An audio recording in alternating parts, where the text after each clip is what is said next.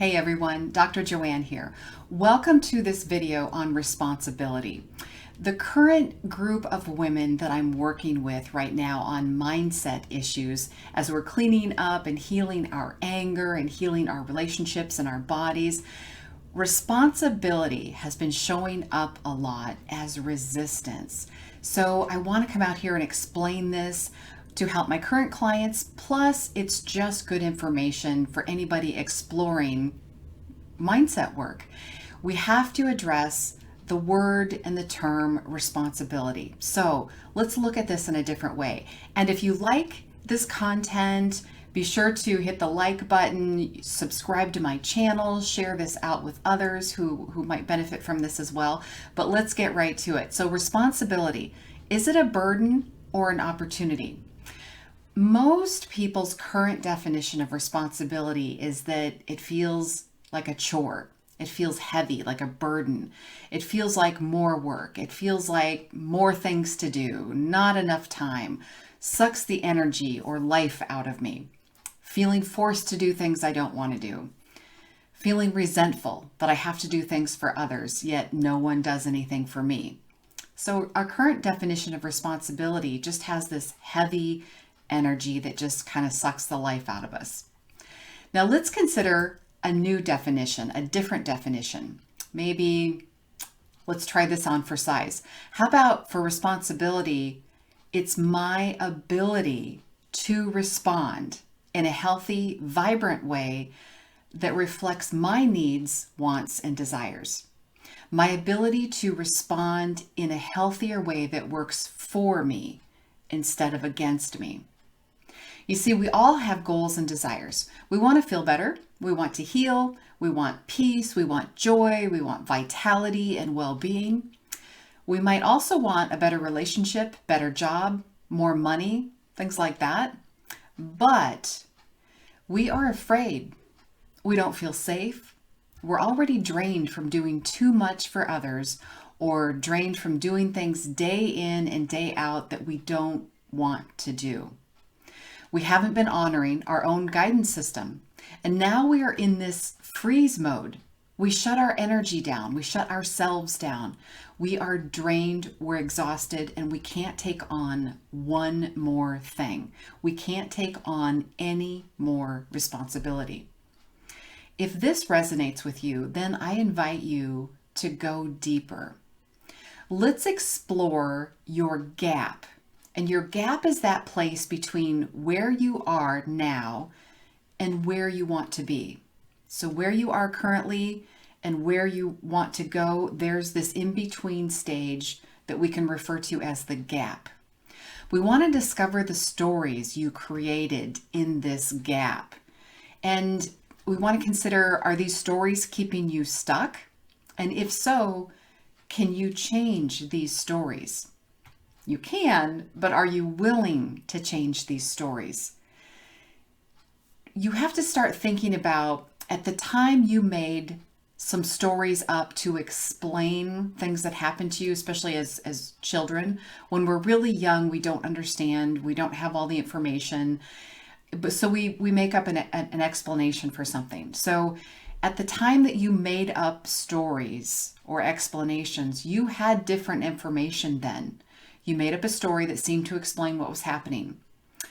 But you have to kind of consider, are you ready for new information so you can create a new story?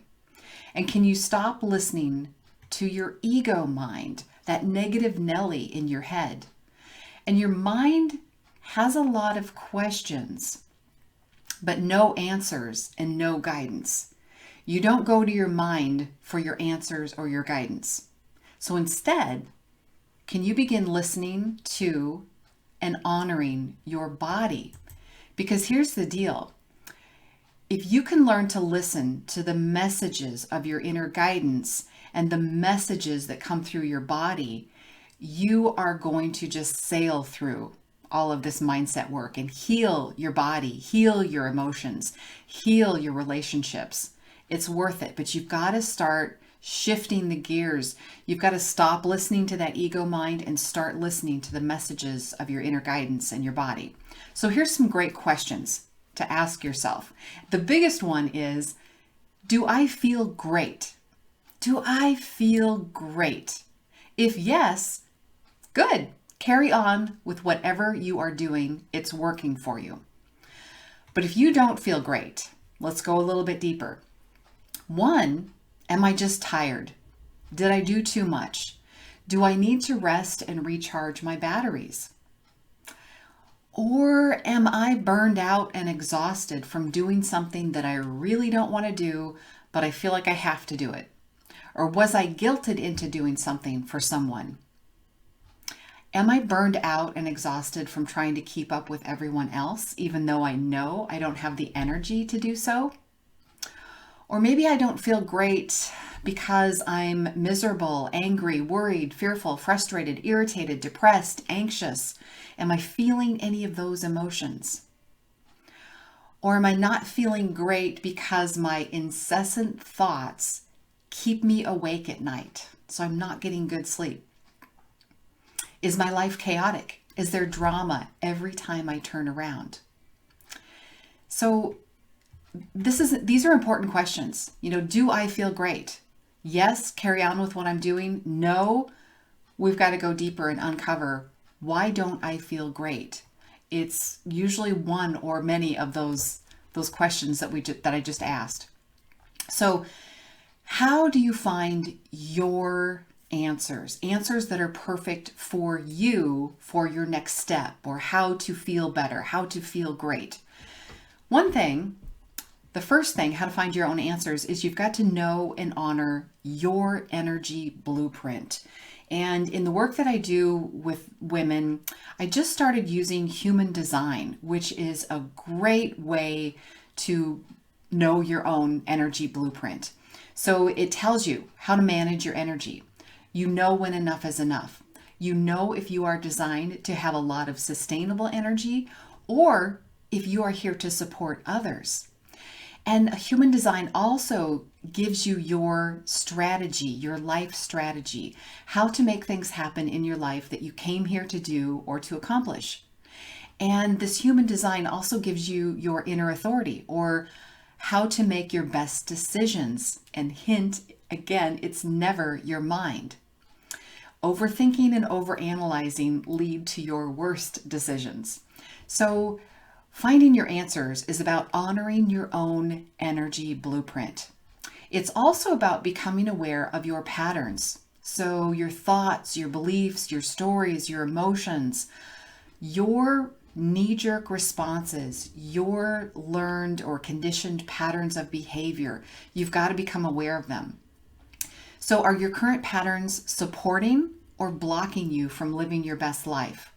And for those patterns that are currently blocking you, are you willing to change and up-level these patterns? Do you have a current routine to help you bust through these patterns, these blocks, so that you can find your own answers? And these routines might be just something, really anything, to reset and rebalance your energy. That might be breath work or some type of energy work. Do you have a current routine to fill up your love tank or soothe yourself? This one is so important because if you think about it, everyone wants to feel loved. We want to feel like we matter. We want to feel accepted. And everyone's going around with an empty love tank though. But we're trying to get love from someone else. We're trying to take love from other people. But their love tank's empty too. So they have nothing to give. Everybody's cranky. So you've got to learn to fill up your own love tank. You've got to learn to fill up your love tank and soothe yourself. And when you do that, you have plenty of love to share with everybody else. You can then help other people. It's kind of like, in the airplanes, when the oxygen mask comes down, you're supposed to put your own oxygen mask on first before you help anybody else. Learn to fill up your love tank. Learn to soothe yourself first and foremost. This should be part of everybody's current routine to figure out your own answers, to really get back into the routine of what would soothe yourself and what helps you find your own answers and all of the good stuff. And a current routine to connect with love, to receive your own guidance and your own answers, some kind of communication style, some regular communication style with love. And you can call love whatever you want, whatever makes sense to you. Source, creator, Buddha, Jesus, God, grandma. The word doesn't matter as long as it's the energy of love. That's where you're going to find your own guidance, your own answers. That's when you're going to learn to feel safe and trust yourself again. So lots of different ways to do this stuff. You can meditate, you can journal, do breath work, lots of different things, lots of different ways, but you have to find the style that works best for you. So let's recap about responsibility. If the word responsibility feels heavy to you right now, then I invite you to explore a new definition. You are here to discover your own ability to respond in a way that is perfect for your energy blueprint, that is perfect for your gifts and talents, that is perfect for what you came here to do or accomplish. You're here to feel the freedom that comes with being true to yourself and expressing your authentic self. You didn't come here to please other people until you completely exhausted yourself. And you didn't come here to do things that you don't want to do to prove your value or worth to someone else. You came here for the fun and exhilaration of feeling free. Free to be your authentic self, free to do and experience life your way. You came here to discover your own ability to respond. That's responsibility. Your own ability to respond. You will find your freedom when you find your ability to respond to what thrills and delights you. It's your responsibility to live life your way. When you live your life your way, honoring your needs, your energy, and your desires, you have so much more love, vitality, and gifts to share with others. That's what it's all about. So turn around your definition of responsibility. You are here to thrive. You are here to respond in a different way and find your own gifts, your own talents, your own way to use your energy to your benefit. Hope that helps. Make sure to check out my other video on commitment. And again, like, share, subscribe to my channel, and I'll see you in the next video.